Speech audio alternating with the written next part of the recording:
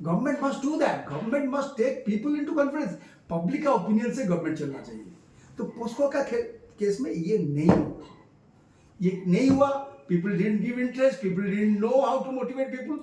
People in government and people in the POSCO, they were confused.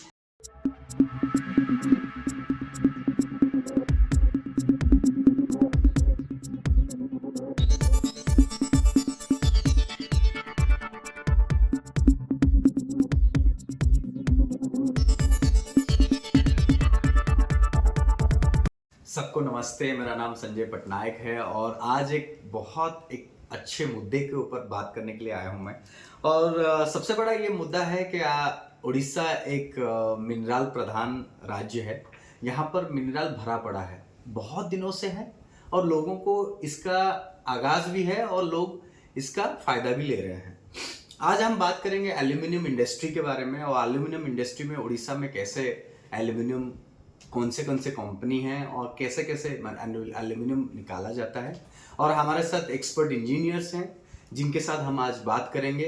वो हैं engineer Lalit Mohan Patnaik. वो ऐसे ही बहुत ज़्यादा फेमस हैं, नालको की मूवमेंट से लेके नालको का परिवर्तन तक। आज नालको जिस मुकाम पे है उसमें उनका एक छोटा सा रोल भी है। इसके ऊपर हम चर्चा करेंगे। नमस्ते सर, आपको हमारी चैनल में स्वागत है। बिजनेस पैनोरमा के पहली एपिसोड आप हमारे गेस्ट हैं और बिजनेस पैनोरमा बिजनेस को लेके बहुत बड़े मुहिम पर जुड़ा हुआ है। लोगों को समझा रहा है कि बिजनेस इंडस्ट्री कैसे चलता है, इंडस्ट्री कैसे आगे जाएगा, उसके पीछे कौन कौन है, इंडस्ट्री के लिए डेवलपमेंट क्या क्या कैसे कैसे किया जाता है और इंडस्ट्री का क्या मतलब मोटिव है और विजन है, और ये सारा चीज़ हम लोगों के पास लाते हैं। आज की पहली जो टॉपिक हमारे पास था वो था कि एल्यूमिनियम इंडस्ट्री उड़ीसा में कैसे रन कर रहा है और उसके कौन से कंपनी हैं उड़ीसा में और कैसे हो रहा है, और नालको का क्या उसमें भूमिका है, और आप नालको के बारे में क्या मतलब कैसे नालको उसका मोटिव क्या है और विजन क्या है, मिशन क्या है, और उसके साथ एल्यूमिनियम इंडस्ट्री कितना बड़ा मार्केट है, उसके साथ एल्यूमिनियम कितना ज़्यादा प्रोड्यूस हो रहा है उड़ीसा से। इस सारे के बारे में आप थोड़ा हमें ज्ञान देंगे सर। बहुत धन्यवाद। बहुत अच्छा क्वेश्चन सवाल आप पूछे। आप एक्चुअली 3-4 सवाल पूछ लिए हैं। एक तो इंडस्ट्री का क्या फ़ायदा है पब्लिक के लिए, दूसरा है कि इंटर वर्ल्ड में कैसे एल्यूमिनियम प्रोड्यूस होता है, और उड़ीसा में नालको कैसे प्रोड्यूस करता है, और एल्यूमिनियम चीज़ क्या है। तो इसके बारे में सब लोग जानना चाहिए। एक्चुअली आप देखिए, जैसे ह्यूमन डेवलपमेंट जो हुआ है, if you see, then stone age से शुरू हुआ। स्टोन एज के बाद आ गया ब्रोंज एज, ब्रोंज एज के बाद आ गया आयरन एज, आयरन एज के बाद आ गया एल्यूमिनियम एज। तो अभी हम एल्यूमिनियम एज में हैं। टोटल एल्यूमिनियम का यूटिलिटी क्या है? एल्यूमिनियम का यूटिलिटी बहुत इंपॉर्टेंट है, क्योंकि aluminium melts at 600 degree centigrade and aluminium को पैकेजिंग किया जा सकता है, जो कि आयरन को नहीं किया जा सकता है। और एल्यूमिनियम रस्ट फ्री है, एल्यूमिनियम रस्ट नहीं लगता है, तो एल्यूमिनियम को पैकेजिंग किया जा सकता है। और एल्यूमिनियम हल्का है तो प्लेन में यूज़ किया जाता है। तो एल्यूमिनियम को बेसिकली मेडिकल इंडस्ट्री में यूज़ किया जाता है। आजकल तो घर में खिड़की सब तो एल्यूमिनियम में लगाते हैं, डोर भी एल्यूमिनियम में लगाते हैं, क्योंकि हल्का है एंड उसको थोड़ा कंपाउंड मिला के उसको थोड़ा स्ट्रॉन्ग भी किया जा सकता है। तो एल्यूमिनियम आजकल हर जगह यूज होता है, बट ये थोड़ा कॉस्टली चीज़ है। तो अभी हम लोग आएंगे कि वर्ल्ड में एल्यूमिनियम कैसे क्या प्रोडक्शन होता है। देखिए, वर्ल्ड में एल्यूमिनियम सबसे ज़्यादा चाइना प्रोड्यूस करता है, अराउंड 37 मिलियन टन प्रोड्यूस करता है। उसके बाद रशिया आ जाता है 4 मिलियन टन पर, उसके बाद तुरंत इंडिया आ जाता है। India is third highest producing country in the world, so around 4 million. तो लगभग वर्ल्ड में यू कैन से 50 मिलियन टन आजकल प्रोड्यूसन हो रहा है एल्यूमिनियम में। एंड मोस्टली मैं जो बताया कि पैकेजिंग इंडस्ट्री से लेके फ्लाइट एरोप्लेन इंडस्ट्री तक यूज होता है। अभी हम जब अगर इंडिया को आएंगे तो हमारा इंडिया में around 4 million ton aluminium produce होता है, और नालको में around 22.7 something lakh ton produce होता है। एल्यूमिनियम प्रोड्यूस कैसे होता है?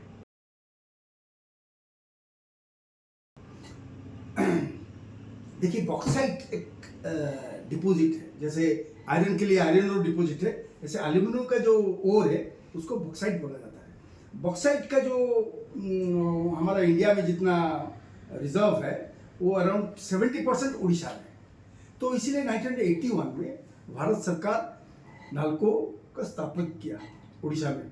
उड़ीसा में नालको का ऑल लॉजिस्टिक है, मतलब माइंस, बॉक्साइट माइंस है दामनजोड़ी में, पंचपतमली माइंस है, दामनजोड़ी में एल्यूमिनियम रिफाइनरी है, उसके बाद एल्यूमिनियम अनुगुल में है। तो बॉक्साइट को एक कन्वेयर बेल्ट में पंचपतमली हिल से लेके एल्यूमिनिया दामनजोड़ी को दिया जाता है। एल्यूमिनिया में इसको क्रश करके और जो ग्रीन लिक्विड देके वो एल्यूमिनिया निकलता है वहाँ से। एल्यूमिनिया एक वाइट फ्लूइड लाइक पाउडर है। वहाँ से अराउंड 600 किलोमीटर आके अनुगुल में स्मेल्टिंग होता है। स्मेल्टिंग प्रोसेस क्या है? It's just like a battery. So 120 240 ports are in series connection, तो उसमें पावर दिया जाता है अराउंड 18 किलो एम्पीयर का। उसमें current actually is the raw material for aluminium. Aluminium का रॉ मटेरियल करंट है, इसीलिए उसके पास में अनुगुल के मतलब स्मेल्टर के पास में एक पावर प्लांट है 1200 मेगावाट का, 120 मेगावाट ईच डस्टो है नालको का। और यहाँ स्मेल्टर में एल्यूमिनियम प्रोडक्शन होता है। एक मतलब 81 में जो फेज था उसके बाद एक्सपेंशन हो गया, उसके बाद एक्सपेंशन टोटल अभी 22.4 मिलियन टन एल्यूमिनियम है। ये जो एल्यूमिनियम प्रोडक्शन होता है, एल्यूमिनियम तो स्मेल्टर में एल्यूमिनियम डालते हैं, करंट आता है, एल्यूमिनियम जो पॉट में होता है वहां से वो जाके हमारे कास्ट हाउस में वो डिफरेंट इनगट में आता है, वायरगट में होता है, डिफरेंट सो मोड भी होता है। ये होके उसके बाद वो ट्रक में जाके बेचा जाता है। इंडिया में बिसाइड्स नालको हिंडाल्को भी है और एक इंडाल्को भी है, ऐसे 4-5 कंपनी भी है। सर उड़ीसा में मिनरल की कोई कमी नहीं है, और उड़ीसा में कौन से एल्यूमिनियम इंडस्ट्री हैं जो एल्यूमिनियम प्रोड्यूस करते हैं, और उनका जो सालाना टर्नओवर कितना है, और सबसे बड़ा कंपनी कौन है उड़ीसा में जो एल्यूमिनियम बहुत ज़्यादा बाहर को भेजता है, मतलब उड़ीसा के बाहर और इंडिया के बाहर भी भेजता है? देखिए, उड़ीसा में तो नालको सबसे बड़ा है, लेकिन वेदांत आ गया है बीच में। वेदांत तो बाल्को को टेक ओवर कर लिया है, सो बाल्को अभी वेदांत का है। और वेदांत का पावर प्लांट है झारसुगुड़ा में, उड़ीसा के झारसुगुड़ा में, और उसका माइंस एंड एल्यूमिनियम प्लांट भी कोरापुट में है।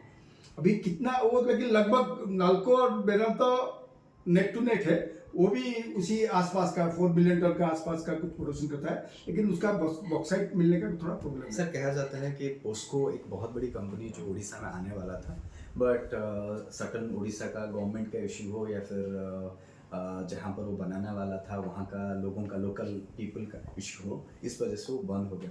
क्या उड़ीसा को इसके वजह से कुछ नुकसान झेलना पड़ा या फिर कुछ नुकसान हुआ, या उड़ीसा को उसके ऊपर फायदा हुआ है?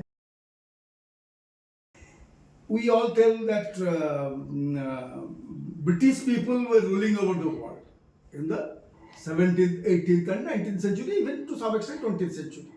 How they could do it? How they could do it? They were also like us, but because of industrial revolution. So industrial revolution वहाँ हुआ, steam engine वहाँ निकला, बाकी सब coal mines वहाँ निकला, सब निकला। उसके बाद जो industrial revolution हुआ, उसके बाद डेवलप किया। So any country that needs to progress further have to have industrialisation in their own country. Purchase करने से तो कॉस्टली हो जाता है। So India also started same thing, but after independence, that is after 1947, जो हमारा संपद है, सबसे ज़्यादा संपद क्या है? सबसे ज़्यादा संपद, पावरफुल संपद है जल संपद। देन आ गया आपका खनिज, मतलब माइंस एंड मिनरल्स आ गया। देन समुद्र तट, सोलर पावर, ऐसा 5-6 इंपोर्टेंट संपद है। तो संपद को कैसे आप यूटिलाइज करते हैं? पानी को यूटिलाइज कर सकते हैं, डैम बना के, नौकरी मिलेगा, पानी रहेगा, इरिगेशन होगा, तो पानी पीने का पानी मिलेगा। खनिज पदार्थ जो है, जो मिनरल्स है, उसको कैसे यूटिलाइज, उसको प्रोड्यूस करें, माने you have to use the minerals, mines and minerals in such a way that उसका मूल्यभित्तिक प्रोडक्शन हो। तो मतलब आयरन ओर से आयरन निकलने के बाद आयरन का utility, grill, door, window, whatever it is, वो है मतलब price value added product. So value added product आपको करना है। वैसे पोस्को जब आया, POSCO is a steel company, you can say iron company, steel company, South Korea का है। वो एक पब्लिक सेक्टर कंपनी है।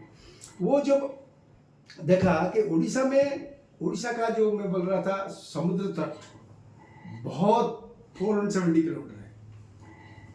आयरन ओर केउंझर, झारसुगुड़ा ये एरिया में है, कोल भी है, everything is there. So POSCO came with 50,000 crores, at that time quite a value. They came and they asked Odisha government to give to make the plant at Paradip.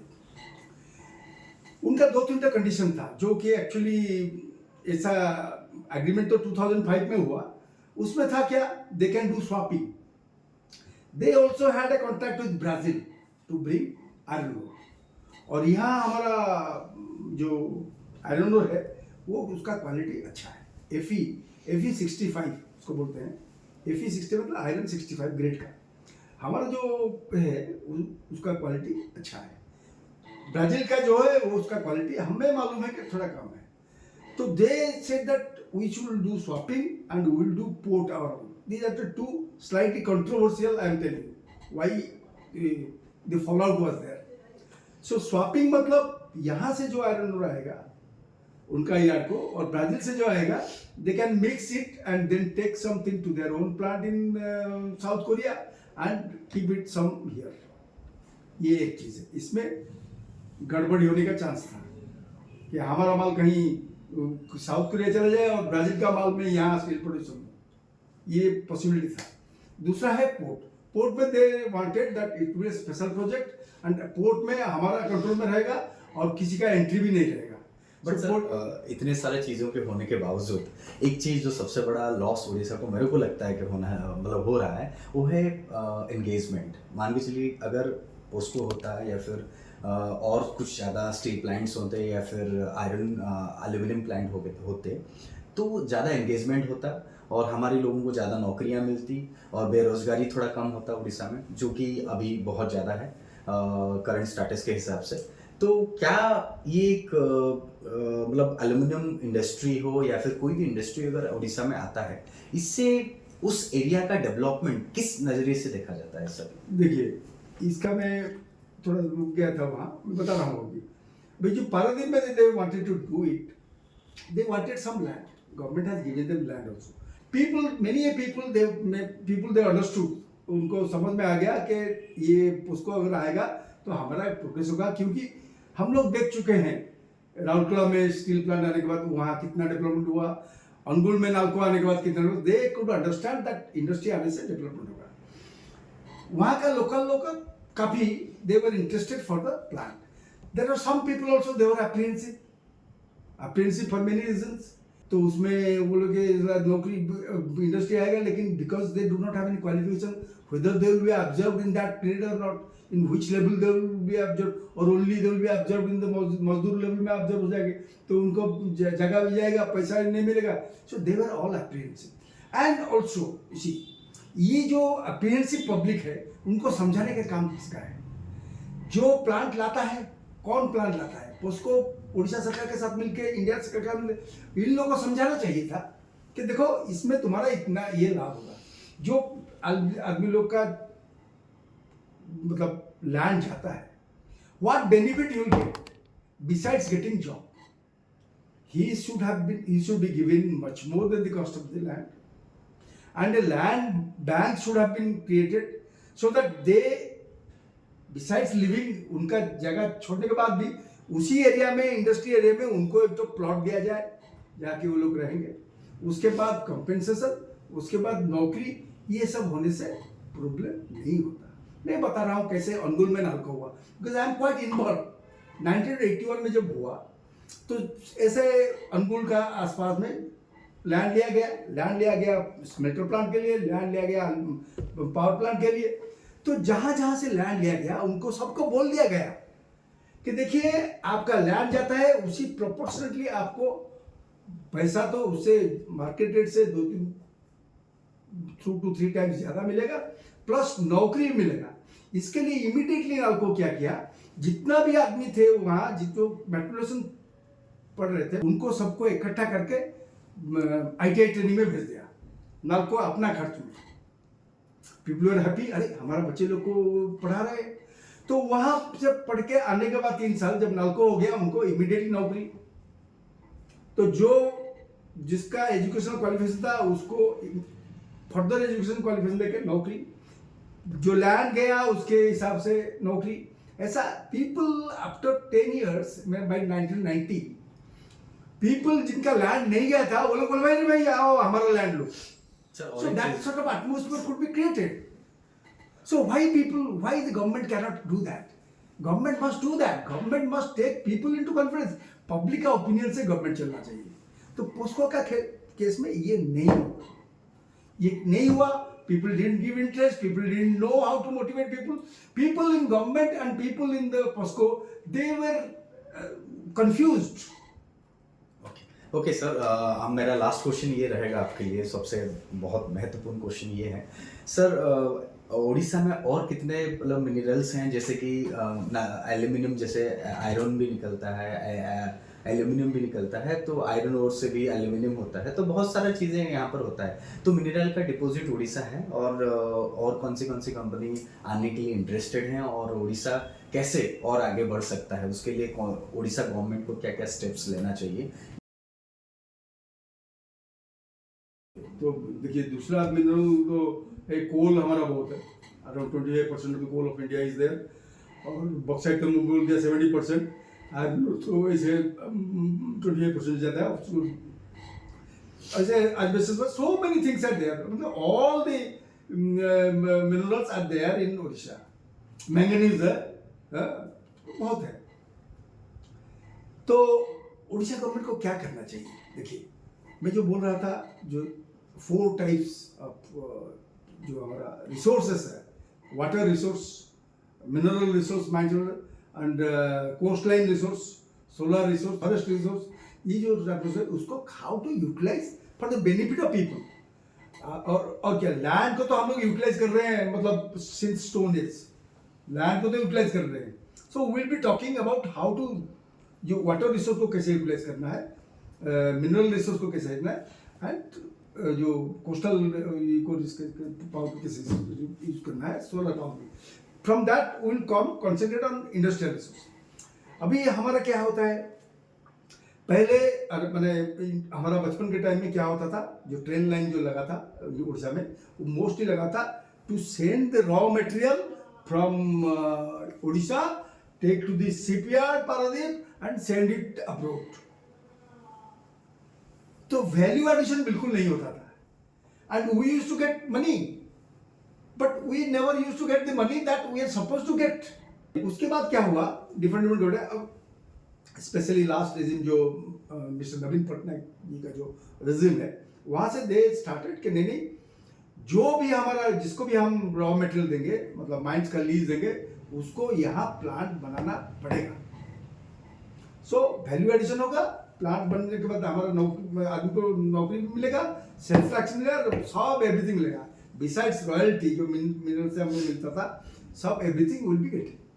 उसी हिसाब से चला, उसी हिसाब से पोस्को भी आया था, ये सब इसे। तो ये जो है, अभी क्या हुआ, गवर्नमेंट ऑफ इंडिया जो इंटरफेयर करना क्यों किया, तो माइंस को जो लीज देते थे, अभी लीज नहीं, mines is being auction through out India, mines is being auction in Odisha also. When mines is, there are two sides you have to see. When mines is auctioned and when mines is given lease. When mines is auctioned, people come worldwide value होता है, ये I don't know रेफी content इतना है, 44 है, 64 है, 65 है, उसका क्या वैल्यू है, उसी हिसाब से वो इतना एरिया है, और IBM भी बोल देता है इतना प्रोडक्शन तुम कर सकते हो, तो उसी हिसाब वैल्यू लगा के एक तो देखिए दिस मच ऑफ करोड़ के हम लोग लिए। सो बोली होता है, जिसका बोली अच्छा गवर्नमेंट ऑफ इंडिया उसको दे दिया, और उड़ीसा को रॉयल्टी मिला और उसका परसेंट मिला। तो उड़ीसा को पैसा तो अच्छा मिलता है, लेकिन अभी क्या है, अभी एक आदमी प्लांट हो ना हो वो माइंस ले सकता है ऑक्शन करके। तो ऑक्शन करने के बाद, लेने के बाद वो क्या करेगा, वो उसका प्रोडक्शन को बेचेगा। जो भी इंडस्ट्री उड़ीसा में बेच सकता है, बॉम्बे में बेच सकता है, यहाँ से बेचता है, और कहीं भी बेच सकता है। तो उसमें उड़ीसा को कितना फायदा होगा, कितना लोग से, वो भी फाइनेंशियली हिसाब करना पड़ेगा। दूसरा जो पहले था लीज का, लीज में क्या होता था, he has to make the plant here, he has to employ the local people here, all these things. So मैं सोचता हूँ लॉन्ग टर्म बेनिफिट जो है वो पहले में था, लीज में था, क्योंकि वो प्लान तो POSCO, let us discuss POSCO 50,000 crore का प्लान बना था, तो प्लांट यही बनता, प्लांट तो लेके वो कभी भाग नहीं सकता है, प्लांट यही बनता, आदमी लोग हमारा ट्रेनिंग यही होते हैं, तो हमारा उनको सैलरी भी यही मिलता, वो लोग यही बिल्डिंग बनाते, वो लोग यही पैसा खर्च करते, उन लोग का everything, the money roads in Paradip, Bhubaneswar, everywhere, it would have multiplied.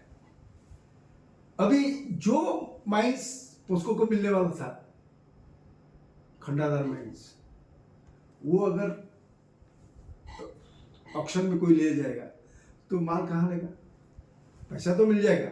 अभी उड़ीसा गवर्नमेंट को एक साल पहले मिला 50,000 crore, never seen, large some of money, and they are spending like that also, but it is limited, it is not renewable, the mineral they are not renewable, ये जो गया, तो वो जो गया उसमें कितना फायदा हम एरिया को हो सकता है वो देखना चाहिए। Sir thank you for that कि आप आज एक बहुत बड़ा चीज़ हमारा क्लियर के मतलब कॉन्सेप्ट था जो लोगों के मन में, जो इंडस्ट्री को लेके, एल्यूमिनियम है, मिनरल्स हैं, बहुत सारे मिनरल्स हैं, कैसे उड़ीसा उस मिनरल्स को यूटिलाइज करता है, और उड़ीसा की प्रगति के लिए उड़ीसा गवर्नमेंट को क्या क्या करना चाहिए, और उड़ीसा की प्रगति सिर्फ मिनरल से नहीं है, उसके साथ उनके ह्यूमन पावर, मैन पावर को भी है, और मैन पावर का डेवलपमेंट और इंडस्ट्री का डेवलपमेंट दोनों होने से लोगों को क्या फ़ायदा मिलेगा, और उड़ीसा गवर्नमेंट का भी फ़ायदा होगा, उसके साथ उड़ीसा का भी